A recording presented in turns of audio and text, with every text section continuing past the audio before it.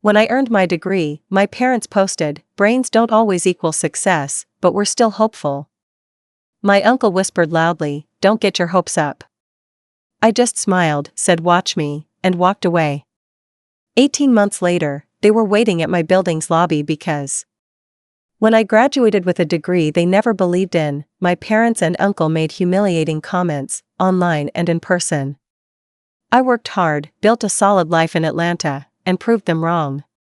A year and a half later, after my brother's life fell apart, they showed up at my building, hoping for support.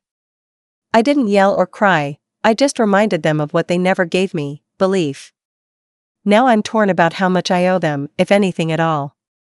Brains don't always equal success, my mother said, scrolling through her phone like she wasn't even talking about her own daughter. Uncle Leo laughed. But we're still hopeful, he added, loud enough for the others in the restaurant to glance over. Don't get your hopes up, he said with that same smirk he always had when he belittled me. I'd just walked out of the ceremony hall, diploma in hand, the culmination of 5 grueling years working 2 jobs and juggling late nights in labs, tutoring high school students, and making rent in one of Georgia's most expensive cities. I'd graduated magna cum laude from Georgia State. But to them, it was as if I'd gotten a participation trophy. I smiled back, stiff but genuine in its own way. Watch me. My name is Ava. I'm 28 now, but when I graduated, I was 26, one of the oldest in my class due to stopping and restarting school to work. I come from a very conventional household in Marietta, Georgia. My parents, Patricia and Miles, were the bootstrap kind of people who believed anything outside of finance, engineering, or law was a waste of time. My brother Nolan followed the path they carved for him: business degree, corporate job, early marriage, kids. I was the weird one, the quiet one, the bookish girl with no direction. I didn't party or travel or date much. I just studied. A lot. I loved psychology. Understanding why people behave the way they do was more than an interest, it was a calling. They never saw it that way. My mother would say things like, "So, what do psychologists even do?" Or, "Is there money in that?" like she was talking about a multi-level marketing scheme. My dad, more subtle but no less dismissive, once told me, "It's great to follow your passions, but don't confuse hobbies with careers." And my Uncle Leo? He didn't hide behind fake support. He flat out called me a waste of tuition. The graduation post on Facebook was just the cherry on top. I didn't argue. I didn't fight it. I just moved forward. I landed a temporary research assistant role at Emory's Department of Psychiatry. It paid modestly, but it was real experience on a long-term trauma study. I moved into a small 1-bedroom apartment in Midtown, worn hardwood floors, old appliances, thin walls, but it was mine. That was enough. I was still tutoring part-time and writing freelance articles for mental health blogs to make ends meet. I gave up dating and vacations. I wore the same pair of jeans until they were threadbare. But I was doing the work. Learning. Building. Growing. And then things shifted. I started getting mentioned in research meetings.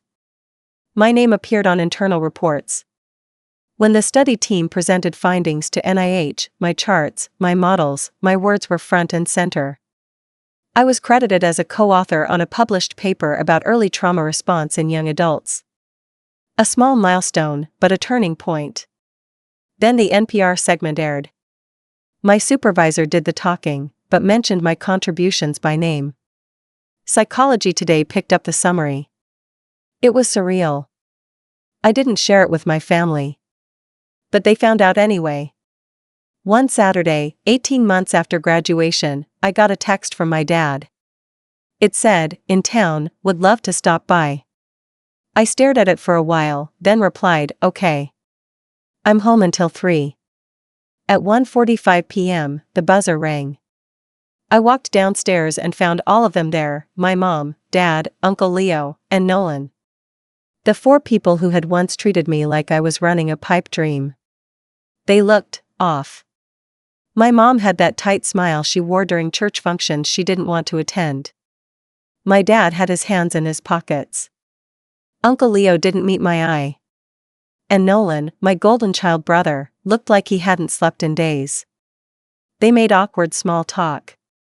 Congratulated me on the article. Complimented the building. Then came the real reason. Nolan had lost his job. His firm collapsed after an executive was caught funneling funds. He wasn't part of it, but he was part of the fallout. Unemployed. With 2 daughters and a wife he couldn't support. My parents were financially stretched, and they were hoping I knew people or had resources. It took everything in me not to laugh. But I didn't. I listened. I nodded. Then I asked quietly, "Why me?" My mother blinked. "What do you mean?" I repeated, "Why me? The one you said was wasting her time. The one you said wouldn't succeed. Why come to me?" Uncle Leo looked away. My father rubbed his temple. My mom opened her mouth and closed it again.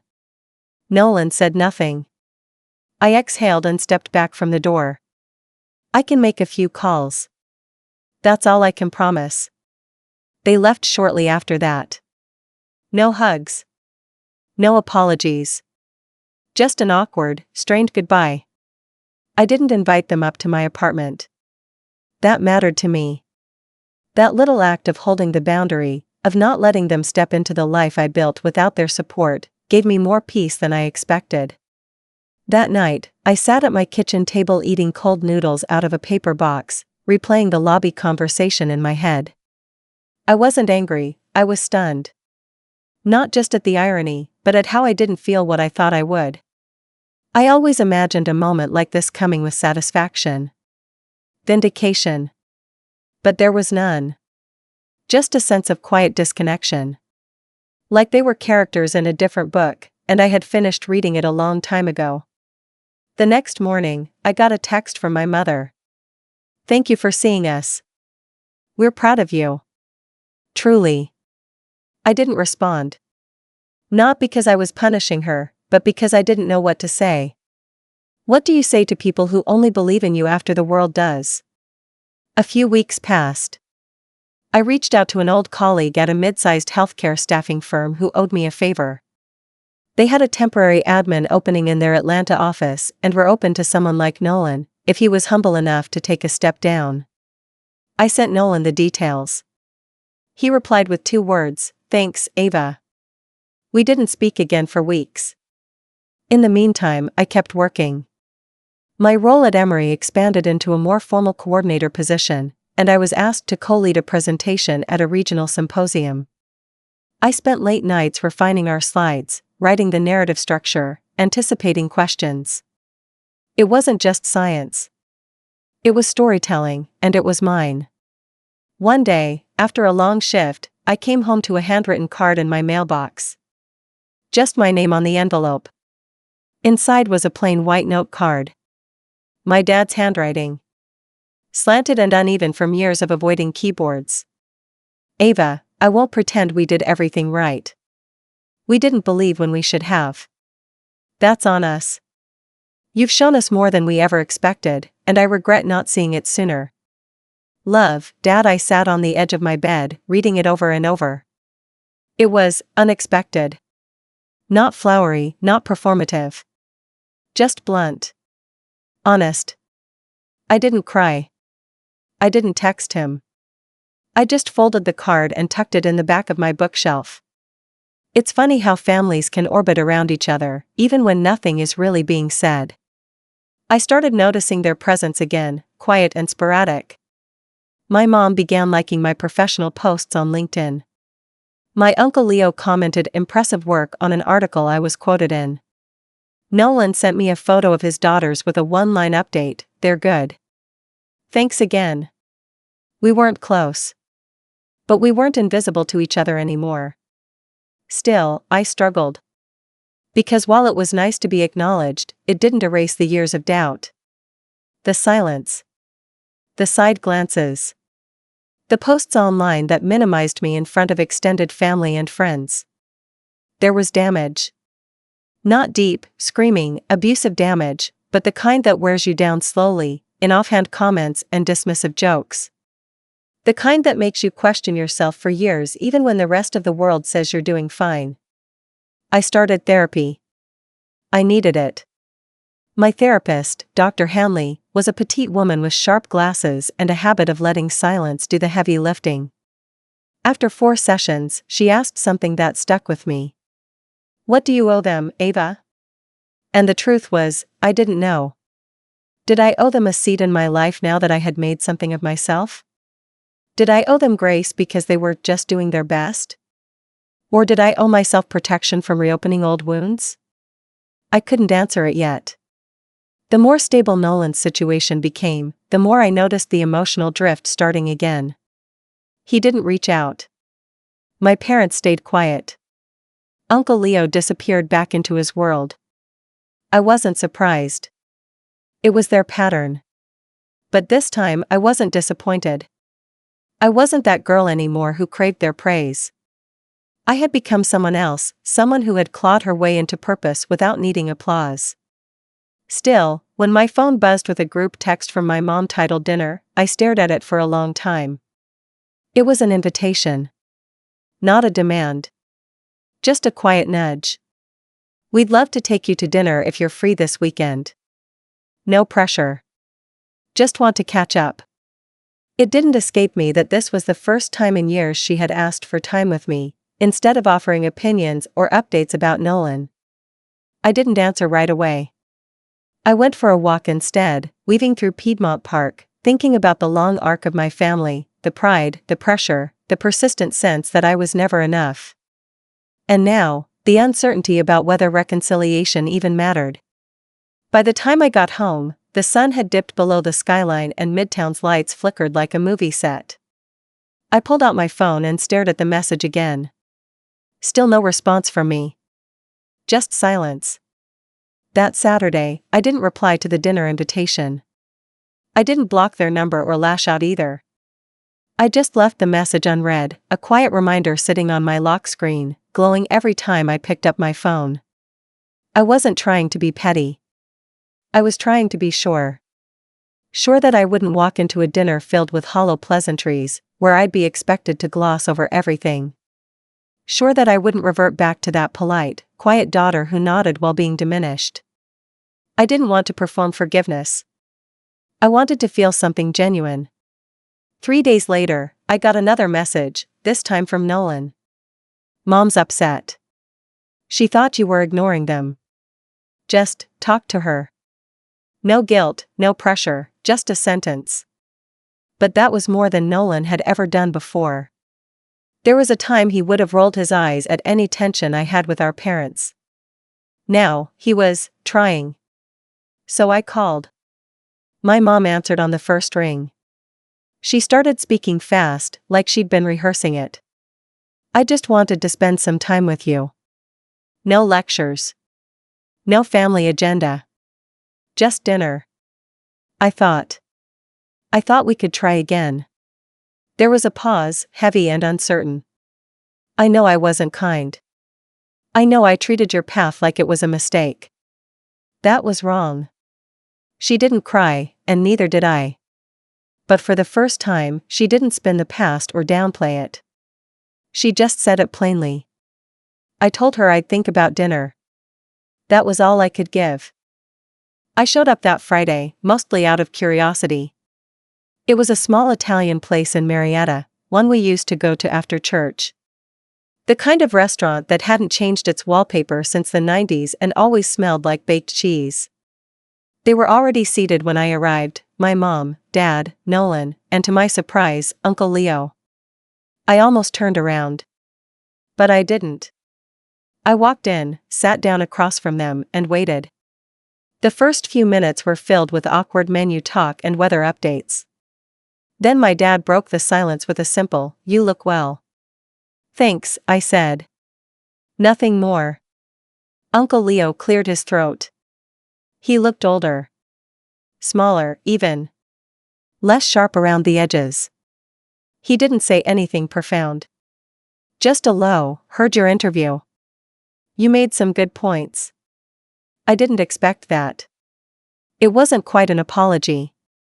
But it was as close as Leo would probably ever get. Dinner passed slowly, like stepping across an old wooden bridge, every moment creaked with the weight of what wasn't being said. But no one crossed any lines. No passive digs. No veiled compliments. That in itself was a miracle. After the meal, we lingered in the parking lot, unsure of what came next. My mom touched my shoulder gently. "I know it's not enough, but I'm glad you're still talking to us." And I was too. Sort of. But there were layers she'd never understand. Like how it felt to sit at that very table 3 years ago, listening to them laugh at my future. How I had memorized the wood grain on the table to keep from crying. How I ate silently while they made me the joke of the night. I didn't bring it up. Not because I'd forgiven it. Because I knew they weren't ready to hear it. After that dinner, things shifted, but only slightly. My mom texted more regularly, sometimes just links to articles she thought I'd like. My dad sent a photo of an old notebook I used to scribble in as a kid, captioned, "Found this while cleaning the attic." "You always loved solving puzzles." And Leo? He mailed me a book.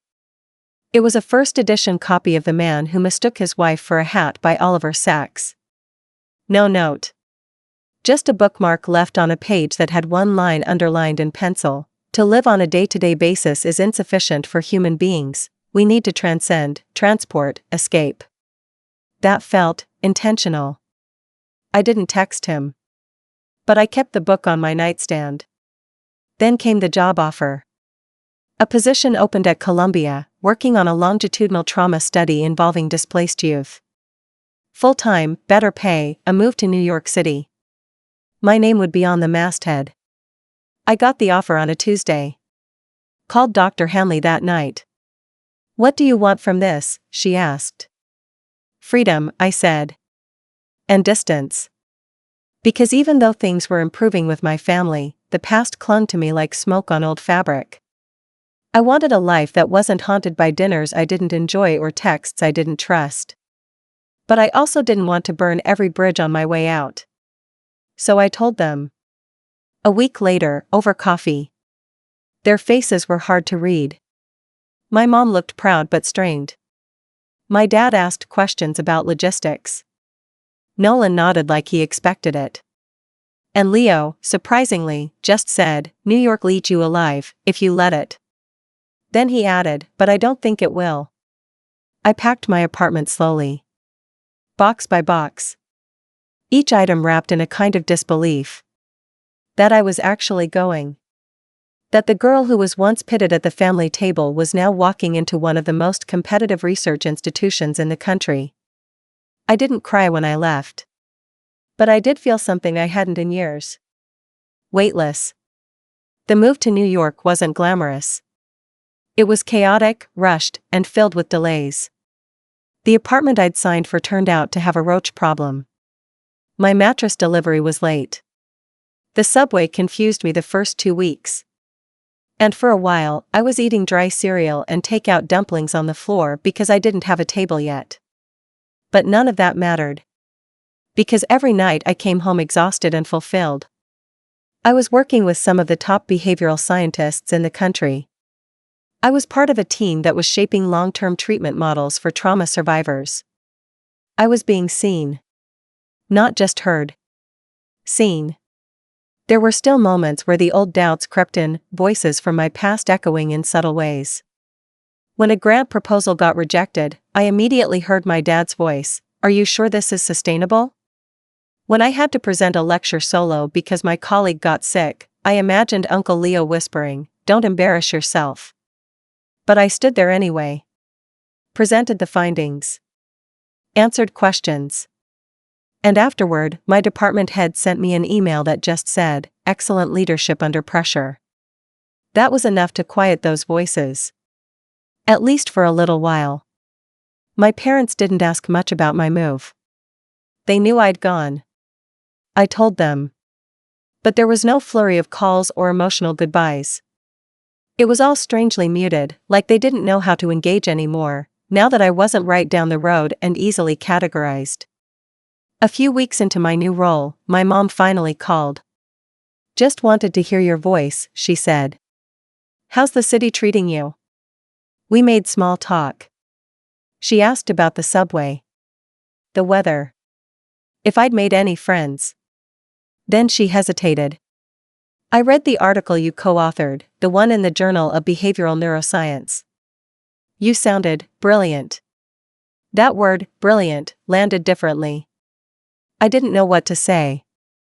I just wanted to say, she continued, that I was wrong. 4 years. About a lot of things. I didn't respond right away. Part of me was waiting for a follow-up, some qualification. But it didn't come. So I said, thanks for saying that. Then we moved on. Not to anything profound, just to whether I'd found a decent bagel spot. But that was progress. Leo sent another book. This time it was An Unquiet Mind by K. Redfield Jamison. No note again. But inside, the receipt was folded like a message. The date matched the day of my move. Another subtle gesture. It struck me how people like Leo, those who scoff at emotions and don't believe in therapy, sometimes use the most indirect ways to apologize. Books. Half comments. Quiet acts. Nolan, meanwhile, had stabilized in his job. The temp role turned permanent. He and his wife were renting a small house in Smyrna, and he texted occasionally, photos of his girls, random jokes, one-liner check-ins like, "You still breathing up there in the cold?" We weren't close. But there was no resentment anymore. What surprised me most was how lonely I didn't feel in New York. I had colleagues who respected me. A few friends from the lab who invited me out to late-night diners and cheap rooftop hangouts. I went to lectures, poetry readings, community groups. For the first time, my identity wasn't tied to being someone's daughter or someone's sibling. I was just Ava. And for the first time, that was enough. Still, I thought about home more than I expected. Not because I missed the place, but because I missed the closure I never really got. I thought about that Facebook post. The dinner. The note from my dad. The book from Leo. My mom's voice when she said she was wrong. They were all pieces of something, but not a full picture. Not quite forgiveness. Not quite rebuilding. Just fragments. One night, I was walking home from the train, the air cold and bitter, when I passed a father holding his daughter's hand. She was maybe 7. Jumping on cracks in the sidewalk.